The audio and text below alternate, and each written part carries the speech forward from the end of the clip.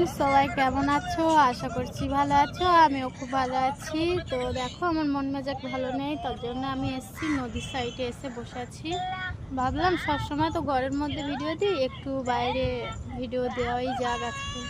তার জন্য চলে এসেছি নদীর সাইডে দুপুরবেলা খাওয়া দাওয়া করে ভিডিও করতে। আমি এসেছি, আমার ছোটো মেয়ে এসছে, আমার বর এসছে।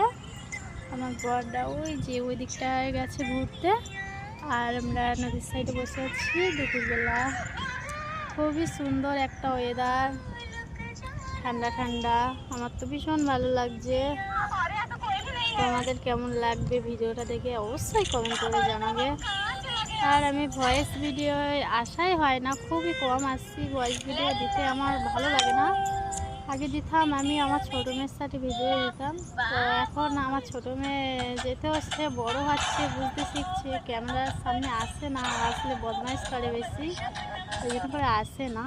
আমি একাই আসি, ও মাঝে মাঝে জোর জবরদস্তি নিয়ে আসছে। তো দেখো আমার ছোটো মেয়ে কী করছে, দেখো।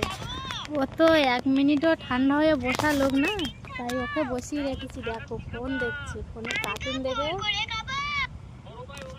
আমি যে এত কথা বলছি, আমার দিকে ওর ধ্যান নেয়, ধ্যান শুধু একটাই, ফোনের দিকে।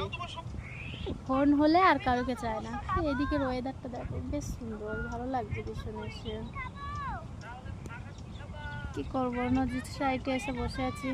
নদীর একটু হাওয়া, ঠান্ডা বাতাস, এই ওয়েদার খুব সুন্দর লাগে আমার।